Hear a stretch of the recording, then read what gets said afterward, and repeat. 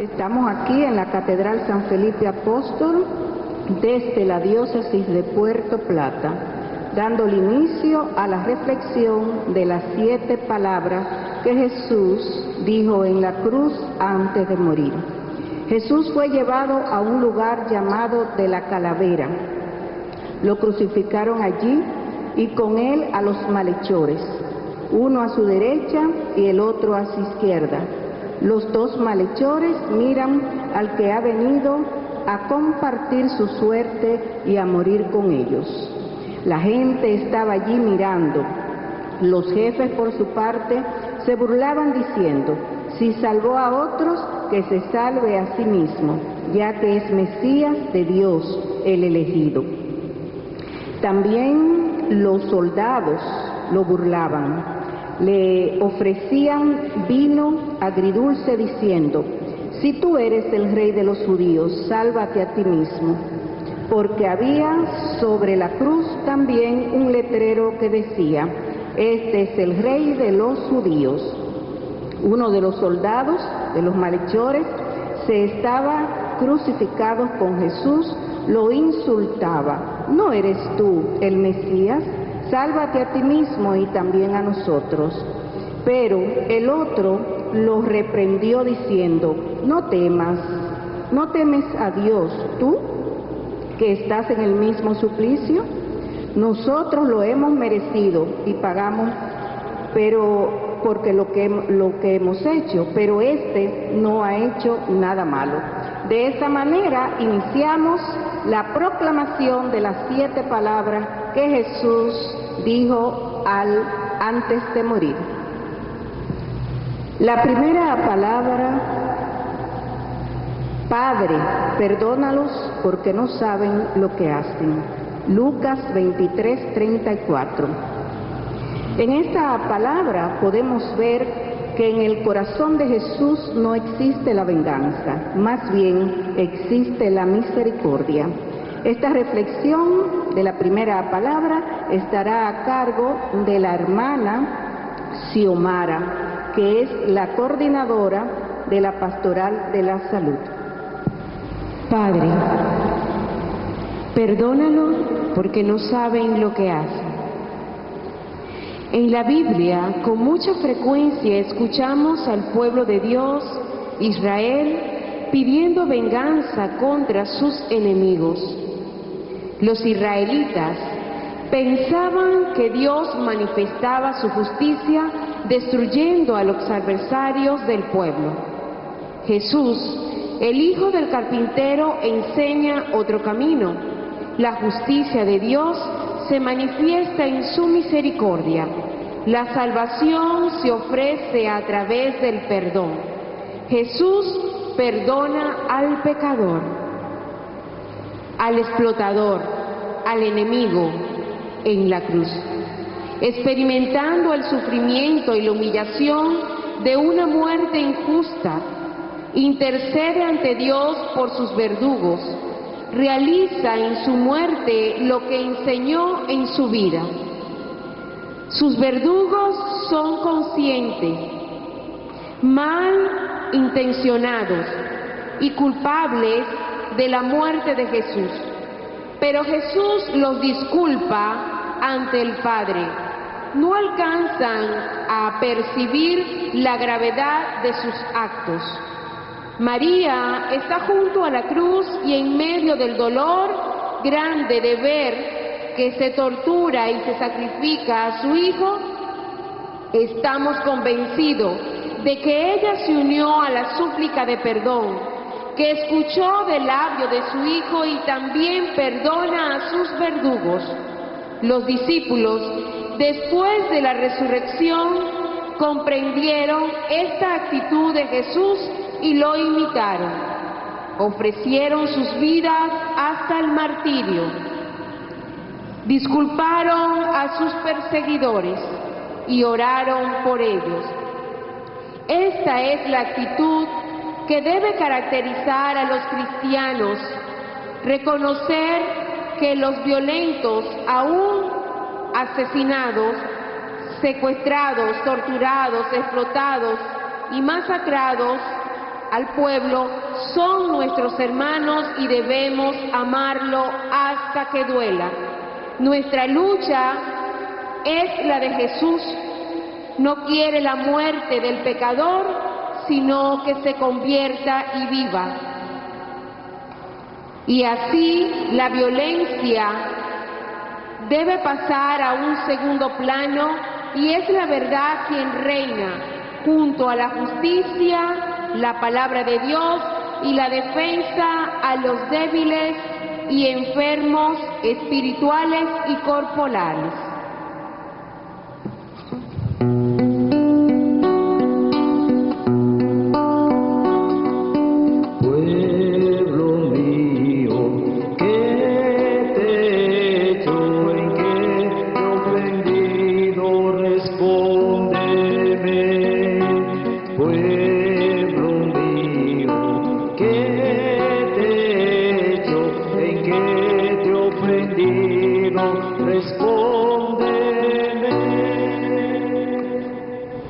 La segunda palabra, te aseguro, hoy estarás conmigo en el paraíso. Lucas 23, 43. Esta reflexión va a ser hecha por la doctora Miguelina Viergo. Hoy estarás conmigo en el paraíso. San Lucas 23, versículo 43. Y uno de los malhechores que estaban colgando le injuriaba diciendo: si tú eres el Cristo, sálvate a ti mismo y a nosotros. Respondiendo el otro, le reprendió diciendo: ¿ni aún temes tú a Dios, estando en la misma condenación? Y dijo a Jesús: nosotros, a la verdad, justamente padecemos porque recibimos lo que merecimos. Nuestros hechos, mas ningún mal has hecho. Y dijo a Jesús: acuérdate de mí cuando vengas en tu reino. Entonces Jesús le dijo: de cierto, que hoy estarás conmigo en el paraíso. La segunda palabra es fruto de la primera. El compañero de martirio, un ladrón, ha oído algo tan sorprendente que de repente su corazón da un vuelco y se le abren los ojos de la fe. Ha oído de labios de Jesús la palabra Padre. El ladrón cree en Dios, pero como tantas gentes en el mundo, conoce al Creador muy superficialmente. Se lo imagina como un juez terrible, pues dice a su compañero: ni tú temes a Dios. Nosotros justamente padecemos. El ladrón recuerda sus maldades con pena y se da la culpa de ellas. No trata de excusarse pensando o diciendo: nuestra pobreza nos obligó a robar, la sociedad nos excluye y tienen la culpa nuestras circunstancias, nos llevaron a ser lo que somos. No, se siente culpable, está de acuerdo con la justicia de los hombres y aunque le teme, no se queja de la justicia de Dios. Qué buena disposición para dirigirse al Salvador de los pecadores. Siente dolor por sus pecados y el dolor, que es según Dios, obra arrepentimiento. Este ha sido y será siempre el primer paso de la genuina conversión. El segundo paso es la fe, y el ladrón crucificado la tuvo también. Es una profunda fe judía, pues no podía tener ninguna otra.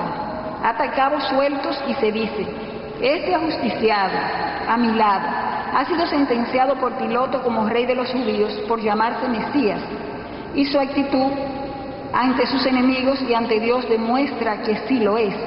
Ningún otro hombre sería capaz de hablar como éste ha hablado. Si lo es, hay esperanza para mí el día de la resurrección. Su única esperanza era la resurrección. El día final, como dijo Marta, un día probablemente muy lejano, pero Jesús les responde con un hoy muy significativo. No será en aquel día lejano del establecimiento de mi reinado sobre la tierra, sino hoy mismo. Mi reinado no es una esperanza futura, sino presente, porque abarca mucho más que este mundo. Tus sufrimientos cesarán hoy, no dentro de 3 o 4 días. Tu gozo empezará hoy mismo en el paraíso de Dios, no dentro de centenares de años. Hoy ha nacido un Salvador, hoy se ha cumplido esta escritura, hoy hemos visto cosas maravillosas, hoy la salvación ha llegado a esta casa. Es la acogida del Señor de los pecadores, especialmente a quien tenía grandes deudas con la sociedad o que eran excluidos. El ladrón, pero que hace un acto de arrepentimiento, de confianza en Jesús. Podríamos relacionarlo con la rehabilitación de muchas personas caídas en vicios, depresiones y delitos. El buen ladrón se da cuenta de su pecado y reconoce a Jesús en los últimos momentos de su vida. Y eso es suficiente para abrirle el corazón y pedirle a Jesús lo perdone y lo reciba en su reino. Y no se hace de rogar Jesús. Su inmenso amor es inmediato y se entrega de una vez a quien así lo solicita. Ese es el caso del ladrón bienaventurado, teniendo la misma suerte que su compañero de fechorías. Sin embargo, es en su último momento cuando descubre la gracia, la acepta y se aferra a ella. Qué buen detalle de Jesús, lo invita a su reino. En ese mismo momento no se hace esperar. En verdad te digo, hoy estarás conmigo en el paraíso. Pidámosles a Jesús hoy que recordamos su pasión, muerte y resurrección por nosotros, que nos dé la capacidad suficiente de pedirle su perdón a tiempo, que no esperemos hasta los últimos momentos, sino que desde ya lo aceptemos. Qué preciosa seguridad nos ofrece Jesús. La tienes tú, la tengo yo, la tenemos todos nosotros, hermanos. Haz lo que hizo el ladrón, acudir a Jesús, que seamos capaces de reconocerlo como nuestro Salvador, acudir a Él con arrepentimiento y con fe, ya que tenemos suficientes evidencias para creer en Él y podernos creer en Él, no solo como Mesías, sino como Salvador, y recibamos de Él la llamada, hoy estarás conmigo en el paraíso. Los invito, hermanos, para que nos encomendemos a nuestro Padre Celestial, ponernos en sus manos poderosas, para que recibamos de nuestro Señor Jesucristo esta llamada y este regalo. Hoy estarás conmigo en el paraíso. De estas reflexiones he querido puntualizar algunas palabras que son fundamentales en esta segunda palabra. El buen ladrón reconoce a Jesús como su Salvador. El buen ladrón se reconoce pecador, que ha sido condenado por sus hechos. Reconoce la justicia de Dios, aunque le teme. Siente en su corazón la fe de Jesucristo. Siente arrepentimiento, que es el principio de la genuina conversión. Y se dispone a solicitar a Jesús, a hablarle, a pedirle con fe y con arrepentimiento y decirle, acuérdate de mí cuando vengas en tu reino. Es decir, muestra esperanza en la resurrección. Y es cuando Jesús entonces no se hace esperar y le dice, hoy estarás conmigo en el paraíso.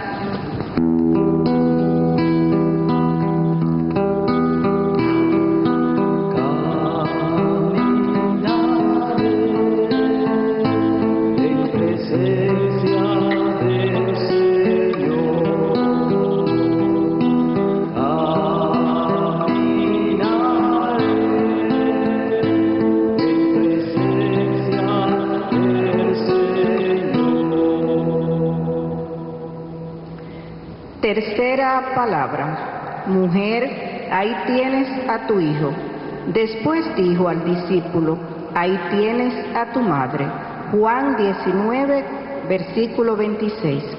Jesús, como buen hijo, no quiso dejar a su madre desamparada. Esta reflexión estará a cargo del joven Eric Hernández, en representación de los jóvenes.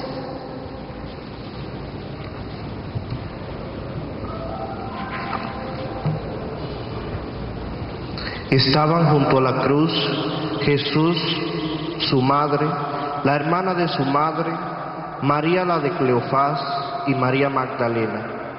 Al ver su madre y al lado al discípulo preferido, dijo Jesús: mujer, ese es tu hijo. Y luego dijo al discípulo: esa es tu madre. Desde entonces el discípulo la tuvo en su casa. Entran en escena las mujeres valientes que a pesar de las circunstancias adversas nunca han abandonado a Jesús. Mujeres que le han seguido desde Galilea, que han escuchado sus palabras y visto sus milagros. Mujeres que se han sentido aceptadas y reconocidas, que han sido perdonadas, curadas y por encima de todo amadas. Mujeres de todo tipo y condición, pobres, ricas, judías, extranjeras, sanas y enfermas. Y aunque el evangelista solo mencione algunas, estoy seguro que todas estaban allí, de una manera u otra, más lejos o más cerca, poco importa la distancia, junto a la cruz. Nada podían hacer, nada podían decir, nada podían cambiar, pero estaban allí, contemplando, amando, sufriendo, callando como tantas mujeres en nuestros días que de tanto sufrir y callar se han acostumbrado a los golpes, al dolor y al silencio. Sin duda, lo que más sufría era María, su madre, como tantas madres en nuestros días que darían la vida por no ver sufrir a sus hijos e hijas. Comentaba San Roberto Belarmino: el amor es la medida del dolor, y puesto que esta Madre Virgen amó mucho, por tanto era ella afligida más allá de toda medida al contemplar a su hijo tan cruelmente torturado. Desde lo alto de la cruz, Jesús distingue a su madre dolorosa junto al discípulo amado y les dirige las palabras enigmáticas cuyo significado trasciende lo que a simple vista parecen decir. La madre de Jesús y el discípulo amado se convierten en esta escena en el paradigma y modelo. María, sin dejar de ser la madre de Jesús, simboliza la Iglesia, que es nuestra madre. Y Juan, sin dejar de ser el discípulo preferido de Jesús, representa a todos sus discípulos, a todos los que han optado por seguir sus caminos. Así pues, las palabras de Jesús, ese es tu hijo, esa es tu madre, no expresan simplemente la preocupación de un hijo que está a punto de morir por su madre, sino algo mucho más profundo que nos afecta a todos.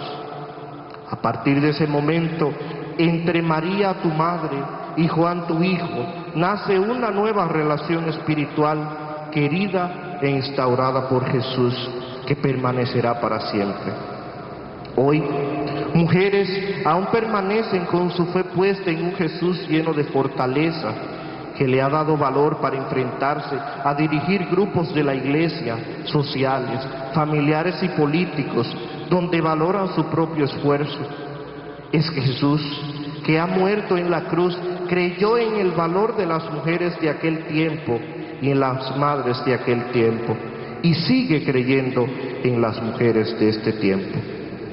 Señor Jesús, gracias por haber creído en las mujeres, en su fe y su fortaleza, en su fidelidad, en su testimonio y en su misión para haber apostado a ella.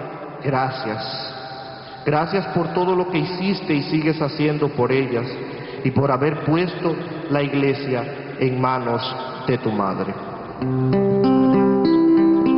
Madre de los pobres, los humildes y sencillos, de los tristes y los niños que confían siempre en Dios. Cuarta palabra. Dios mío, ¿por qué me has abandonado? Mateo 27, versículo 46. En esta palabra Jesús demuestra desesperación, se siente olvidado, se siente abandonado. Esta reflexión será realizada por la licenciada Amparo García. Llegada la hora nona, Jesús gritó con fuerte voz: Elí, Elí, lama sabactani, que quiere decir: Dios mío, ¿por qué me has abandonado? Al oír esto, algunos de los presentes decían: mira, llama a Elías. Después de haber entregado la Virgen María al apóstol predilecto, a Juan, y en él a todos nosotros, Jesús experimenta un radical abandono, una soledad. El Evangelio de San Marcos nos transmite este primer grito de Jesús en la cruz. Con este grito, Jesús pronuncia el inicio del Salmo 22, que contiene la lamentación y la oración del inocente perseguido. En este terrible momento de la cruz, Jesús habla del Salmo 22, que está lleno de significado y nos habla de lo que está viviendo en la pasión. Jesús se dirige al Padre haciendo suya la petición del salmista, exhausto por el sufrimiento que lo afligen, pero al mismo tiempo abre la esperanza de que Dios transforma el sufrimiento en la salvación del salmista y de todos los hombres. Efectivamente, este salmo concluye con una acción de gracias por la liberación obtenida y la salvación de la humanidad. El grito de Jesús es ciertamente un grito de angustia que expresa el abandono que Dios está experimentando en sí. Es aquel mismo abandono que experimenta el hombre y que Jesús, en su total solidaridad con él, lo ha asumido. Jesús transforma el grito de los que sufren por el abandono de Dios en una plegaria de esperanza. Es gracias al grito de Jesús en la cruz que todo lo que sufren pueden llevar su porqué a Dios sin quedar oprimidos por la desesperación y tristeza, si por la misma disposición y confianza de la que Jesús es modelo y maestro. El porqué de Jesús es la expresión de fragilidad, soledad, abandono que Él asumió en lugar nuestro. Podemos decir que ciertas zonas del alma de Jesús se han transformado en un desierto que experimenta la más completa desolación y abandono de Dios. La sensación de ausencia debe haber sido la pena más dura de Jesús. Sin duda, la falta de consuelo interior fue el suplicio mayor. Sin embargo, no obstante, Jesús sabe que no ha sido abandonado por Dios, porque San Agustín afirma que Él y el Padre es una misma cosa. También afirma Jesús muy profundamente la unión, el Padre y yo somos uno. En el momento también de la última cena que precede a la pasión, Él había dicho: no estoy solo porque el Padre está conmigo. Por otro lado, Jesús está consciente de que en la cruz estaba llevando a pleno cumplimiento la hora de salvación y reparación que era la razón de ser de su sacrificio en la cruz. El pecado separa al hombre de Dios y Jesús cargó sobre sí el pecado del hombre, de toda la humanidad, tu pecado y mi pecado. Por eso Jesús prueba en su propia humanidad el sufrimiento que provoca dicha separación. El grito de Jesús no es de desesperación. Jesús sigue rezando el Salmo 22, como hemos dicho, se transforma en un himno de liberación personal y salvación universal. Es así que Jesús cobra fuerza, porque sabe que se acerca la hora de su verdadera glorificación, es decir, su resurrección. Esta cuarta palabra nos invita a recurrir a Dios, sobre todo cuando los sufrimientos y las adversidades de la vida parecen decirnos que Él nos ha abandonado, cuando experimentamos el desamor, la enfermedad, la indolencia, la indiferencia, la crisis en el matrimonio, cuando tenemos crisis económica y los problemas de los hijos. No hay situación de abandono o sufrimiento que no puedan ser transformados por el amor de Dios.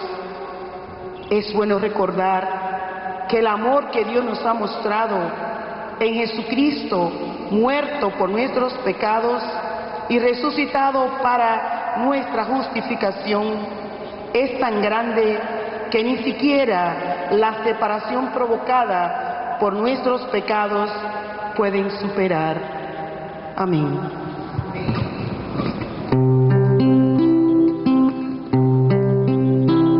Oh Dios, ¿por qué nos has abandonado? Oh Dios, ¿por qué nos has abandonado? Quinta palabra, tengo sed. Juan 19, versículo 28. ¿Qué tipo de sed tendría Jesús? ¿Sería sed de agua? Esta reflexión estará a cargo del diácono permanente Miguel de la Cruz, quien realiza sus servicios en esta Catedral San Felipe Apóstol. Escuchemos atentos.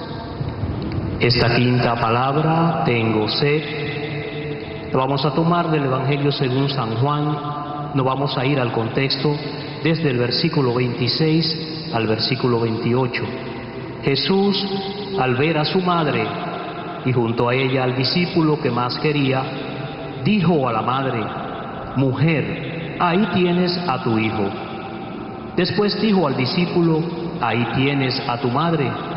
Y desde aquel momento el discípulo se la llevó a su casa. Después de esto, sabiendo que todo estaba cumplido, dijo: tengo sed. Y con esto también se cumplió la Escritura. Palabra del Señor. El salmo que estaba rezando Jesús hablaba de sed. Mi garganta está seca como una teja, mi lengua pegada al paladar. Y llegado a este punto, Jesús manifestó sed. Era una sed anunciada, como también que le darían vinagre. Y gritan los sedientos. La sed de Jesús era producida por causas naturales: la pérdida de la sangre, la angustia, la fiebre, el sudor. En esta palabra de Jesús se concentraba el grito de todos los sedientos: tengo sed. Y todos los satisfechos gritaban con él: Jesús tiene sed hasta el fin del mundo. Y ya se lo había dicho a la samaritana, pidiéndole de beber. ¿De cuántas cosas tiene sed Jesús? De justicia, naturalmente, de la palabra de Dios, sed de vida, sed de amor, sed de solidaridad. La solidaridad, según la describe el numeral 192 de la doctrina social de la Iglesia, nunca como hoy ha existido una conciencia tan difundida de vínculos de interdependencia entre los hombres y entre los pueblos, que se manifiesta a todos los niveles, la vertiginosa multiplicación de las vías y de los medios de comunicación en tiempo real. Y como las telecomunicaciones, los extraordinarios progresos de la informática, el aumento de los intercambios comerciales, de las informaciones, son testimonio de que por primera vez, desde el inicio de la historia de la humanidad, ahora es posible, al menos técnicamente, establecer relaciones aún entre personas lejanas o desconocidas. Y junto al fenómeno de la interdependencia y su constante dilatación, persisten, por otra parte, en todo el mundo, fuertes desigualdades entre países desarrollados y en vías de desarrollo, alimentadas también por diversas formas de explotación, de opresión, de corrupción, que influyen negativamente en la vida interna e internacional de muchos estados. Y debemos evitar nefastas consecuencias de una situación de injusticia de dimensiones planetarias, con persecuciones negativas, incluso en los países actualmente más favorecidos. Fin de la cita. Nuestra nacionalidad debe ser protegida, pero no debemos abusar tomando la justicia en nuestras manos. Nuestras autoridades deben hacerlo. Es penoso el atropello que se cometen contra nacionales haitianos o de otras nacionalidades, legales o no en el país, aún sabiendo que de otras nacionalidades también lo tenemos en nuestro territorio. Jesús desde la cruz grita: tengo sed, porque los atropellos, queridos hermanos, no son buenos. Busquemos la solución a tantos abusos, pero de la manera más humana y más civilizada. Y así evitaremos que Jesús siga gritando: tengo sed.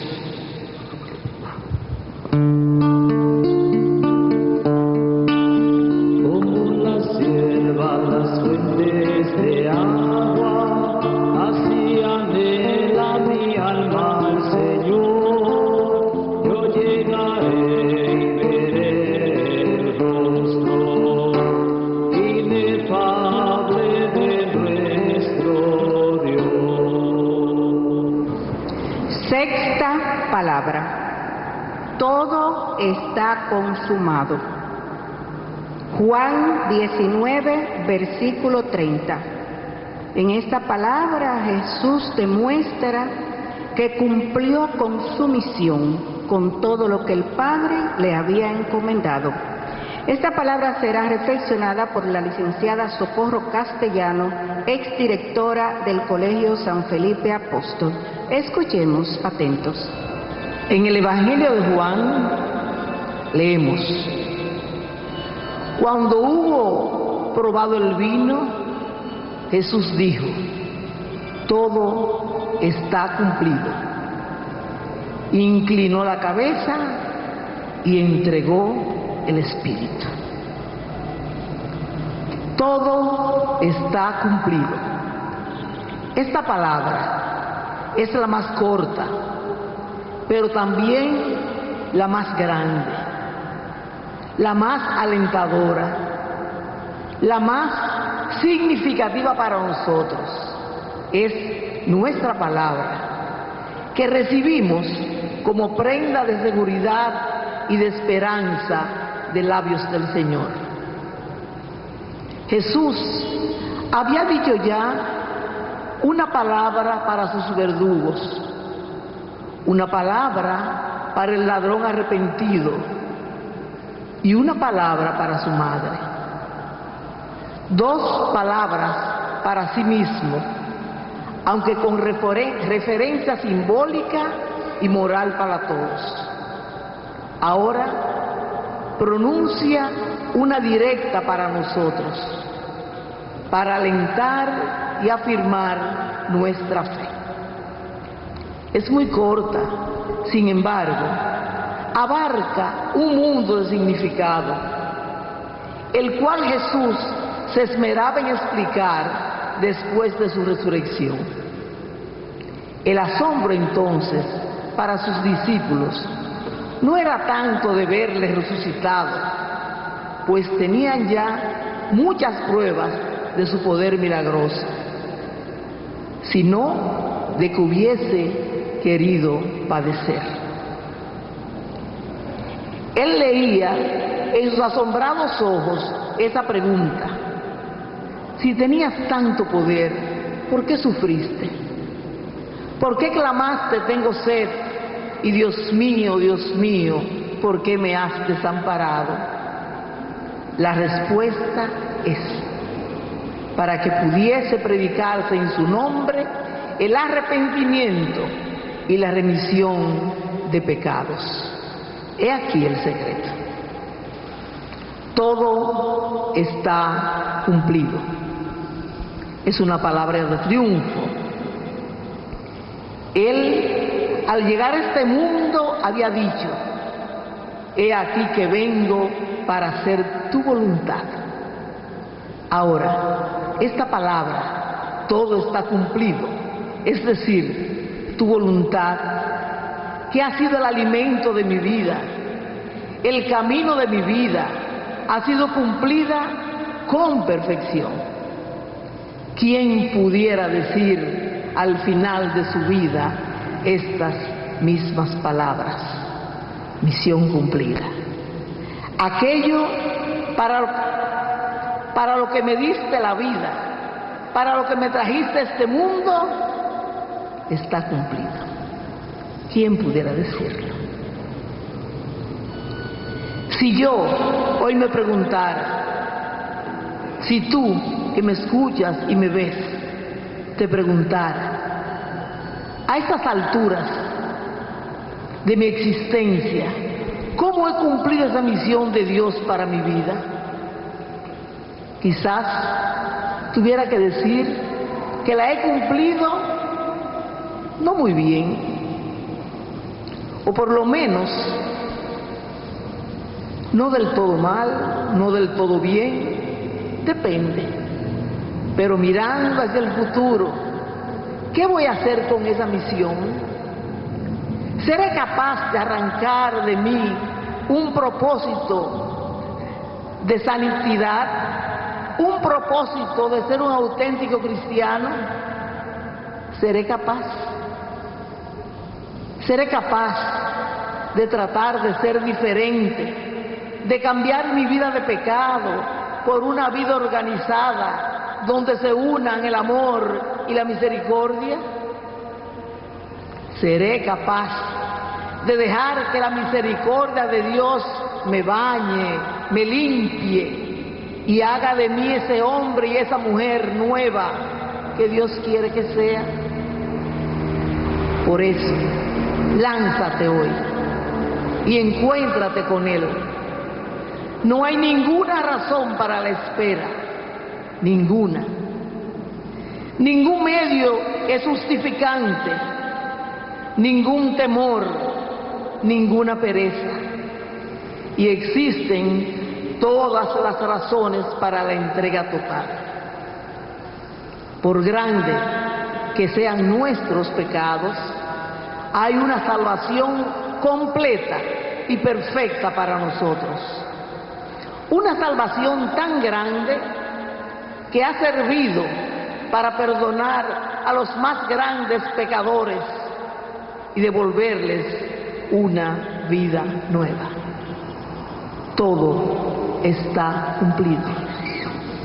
Señor Jesús, queremos cambiar nuestra vida. En este Viernes Santo,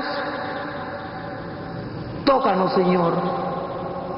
Danos la fuerza, la valentía para iniciar nuestro camino hacia ti. Permítenos luchar de tal manera que, aunque sea al final de nuestra existencia, seamos capaces de reflejarte. Amén.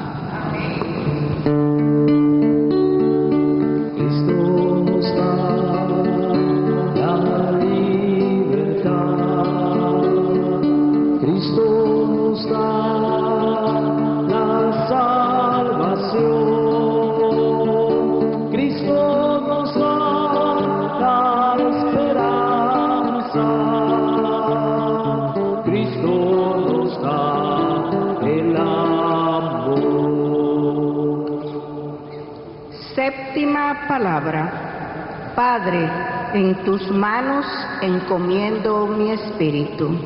Lucas 23, versículo 46. Jesús abandona su espíritu, no en cualquier manos, sino en las manos tiernas de su Padre. Esta reflexión estará a cargo del diácono permanente Rafael Polanco, quien realiza sus servicios en la parroquia Santa Rosa de Lima. Escuchemos. Padre, a tus manos encomiendo mi espíritu. Jesús nos da una muestra de confianza total en el Padre. Confía el final de su misión redentora con la clara convicción de que ha cumplido su voluntad.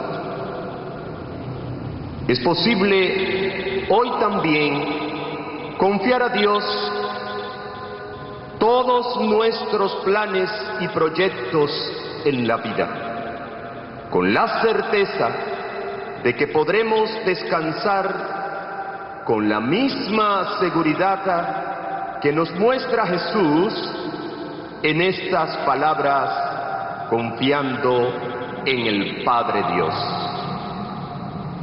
Pero es necesario que hoy puedas preguntarte si en todo lo que estás haciendo con tu vida estás cumpliendo la voluntad de Dios, hasta poder tener esa confianza de que si hubiera de entregar hoy la vida, poder decir como Jesús: Padre, en tus manos encomiendo mi espíritu.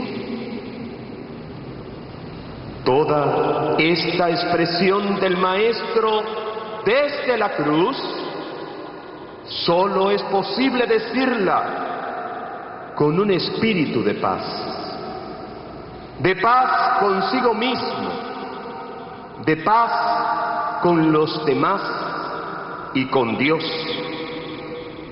Pero será posible desde nuestra realidad social mostrar la paz que Jesús manifestó al entregar su espíritu al morir, sabiendo que faltan tantas cosas para que se haga realidad el reino de Dios en nuestra nación. ¿Qué paz puede mostrar o vivir una nación cuyas necesidades básicas están cada vez más distanciadas de ser satisfechas? Cuando acusamos cada día más unos índices de violencia que se reflejan en el crecimiento desproporcionado de casos de grandes homicidios que eran en otros tiempos mínimos o sencillamente no se registraban en nuestras estadísticas. Además, ¿cómo es posible que aquellos espacios sociales donde el individuo debía sentirse más seguro es donde mayor riesgo corre de ser violentado, como ocurre con nuestras familias, como ocurre con la escuela, en las iglesias y otros.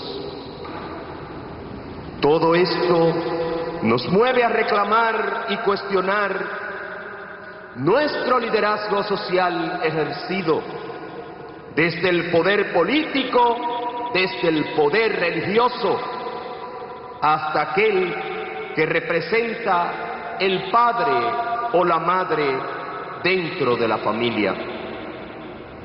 De tal manera que podamos vernos en ese Jesús que al ejercer su liderazgo responsable fue capaz de tomarse todo el riesgo que representó su misión y por eso pudo morir en paz, en la paz que se obtiene al saberse cumplido con el propósito del Padre, entregándole confiadamente su espíritu.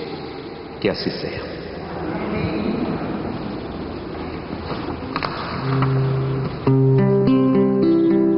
Padre,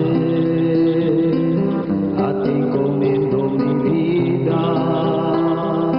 Padre, a ti encomiendo mi vida. Bueno, hemos llegado al final de la reflexión de estas 7 palabras que Jesús pronunció en la cruz antes de morir. En ellas Jesús muestra su misericordia constante y su perdón para la humanidad. Padre, perdónalos porque no saben lo que hacen. Ese perdón es para ti y para mí. Ese perdón es para nosotros. Hoy estarás conmigo en el paraíso. Esa es una promesa para cada uno de nosotros, si creemos en Él. Dios mío, ¿por qué me has abandonado? Un momento y un grito de desesperación del Señor. Y tengo sed. ¿Pero sed de qué? Sed de ti y sed de mí, sed de la humanidad. Todo está consumado. ¿Pudiéramos nosotros decir eso? ¿Cumplir con nuestra misión aquí en la tierra? Jesús pudo hacerlo. Padre, en tus manos encomiendo mi espíritu. No pudo ser en las mejores manos que en las manos tiernas de su Padre. Si cada uno de nosotros pudiera decir esto al momento de morir: Padre, en tus manos encomiendo mi espíritu. Estas son 7 palabras para la eternidad. Estas palabras nunca van a pasar, y más en los tiempos que estamos viviendo. Esta es una transmisión que hemos hecho desde la Catedral San Felipe Apóstol de la Diócesis de Puerto Plata, de la República Dominicana. Y yo soy Luisa Socorro Marmolejos Artiles. Muy buenas tardes.